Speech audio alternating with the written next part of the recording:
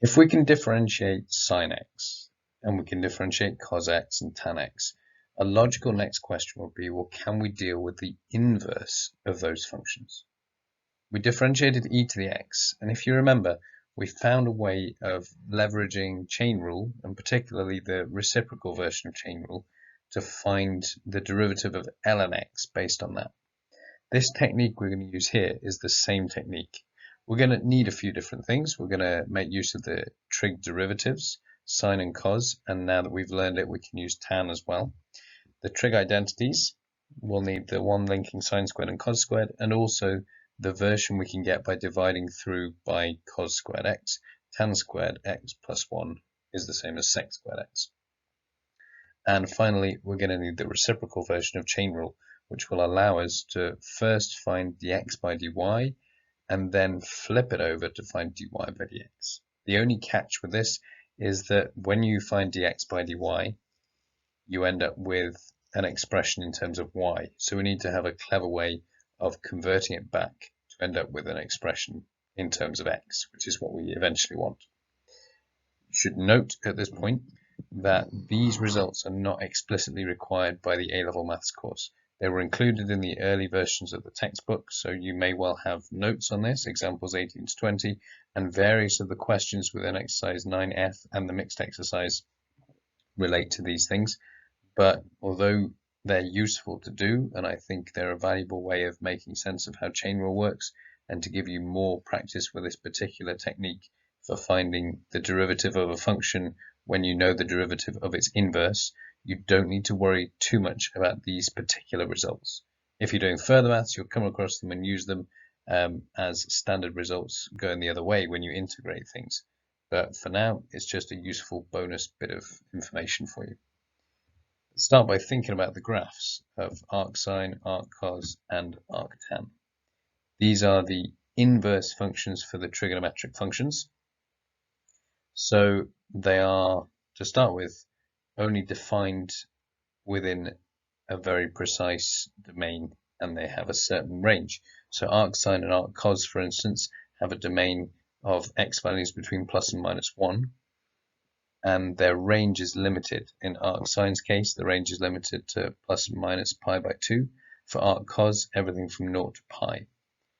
Arctan has an infinite domain. All real values are valid for input values, but the range is between minus pi by 2 and pi by 2. Strictly between, so you can't actually take those extreme values. It tends towards an asymptote at those points. So they look like strange functions to work with, strange ones to come up with a derivative function for. And what I'd recommend at this point is that you pause and have a go at sketching the derivative. See if you can find a shape that works for the derivative graph for each of these. And then if you can, think about what the endpoints will be, or if there are any asymptotes, and if you can think of any functions that might fit that requirement. All right, let's get stuck in. We'll start with arcsine. We are going to use the reciprocal version of chain rule, which means the first thing we do is we do sine of both sides. We get sine of y equals sine of arcsine of x, in other words, x. And we'll write it this way around, x equals sine y.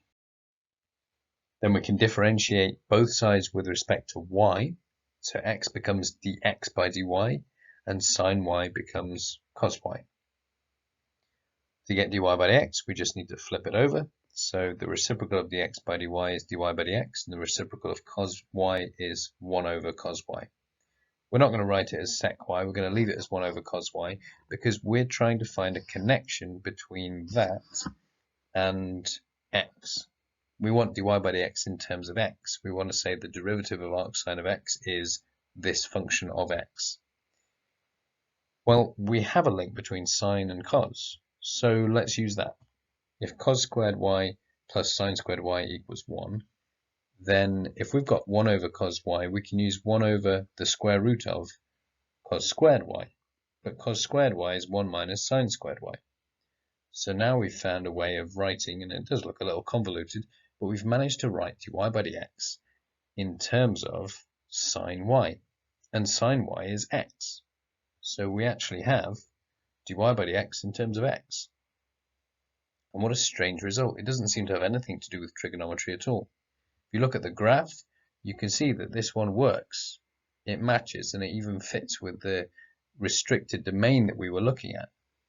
We can't ever go beyond the values of 1 or minus 1, because 1 minus x squared, if x is bigger than 1 or smaller than minus 1, 1 minus x squared will give a negative result, and we won't be able to square root that. If we take the value of 1 or the value of minus 1, the square root function is going to be able to evaluate the result. It will give us a 0, but then the reciprocal of that is going to have a problem. In fact, even as we get close to 1 or close to minus 1, dy by dx is going to become a very large number. But that's exactly what we're expecting. This graph ends up having an increasingly steep gradient, so the derivative function should be an increasingly high number. We've got a function which appears to shoot up towards an asymptote, both at x equals 1 and at x equals minus 1. I'd encourage you to have a go at doing the same sort of thing for arc cos. It follows a similar sort of pattern. When you've tried it, check back with the video, see if you get the same thing I get. Interestingly for this one, although the method is identical, the process is the same, we get slightly different result here. We have minus 1 over sine y, because the derivative of cos is sine.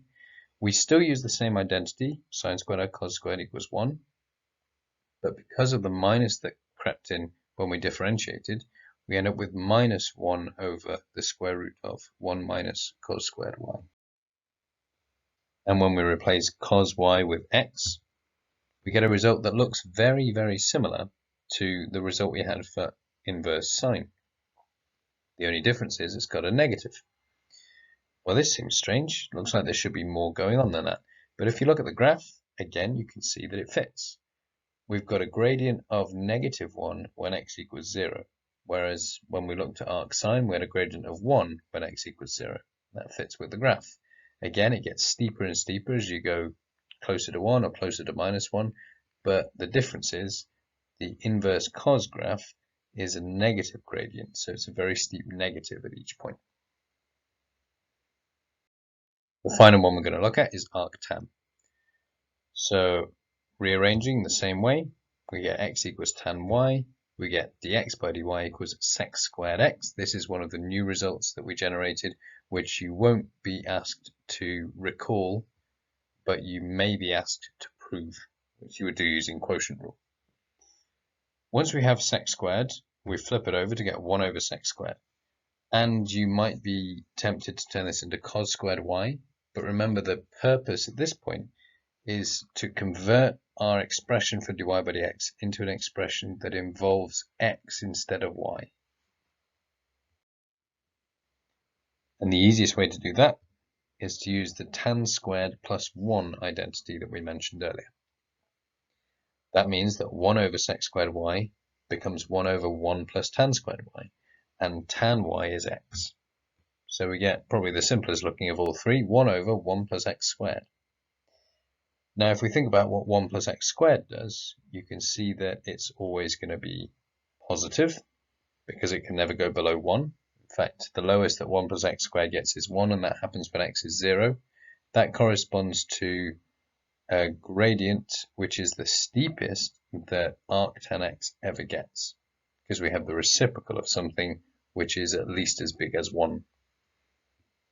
Here's the graph. It's a lovely, interesting looking one. It kind of looks a bit like the normal distribution curve, but it's not quite.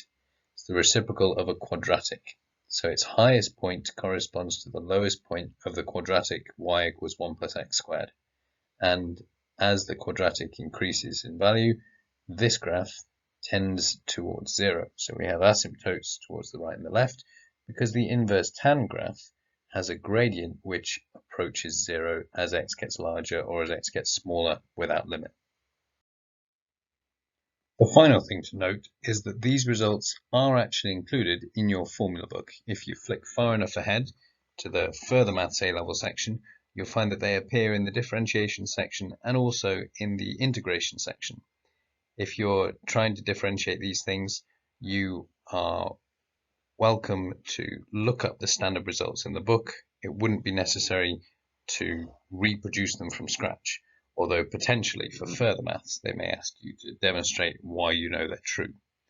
You'll also be expected to use variations of these, and you can see they also appear in the integration section of the formula book, where you have something which can be manipulated so that it looks like the form on the right, 1 over root 1 minus x squared, or 1 over 1 plus x squared, and as a result you can reverse the differentiation, do the antiderivative or the integral, and you end up, mysteriously enough, at one of these inverse trig functions.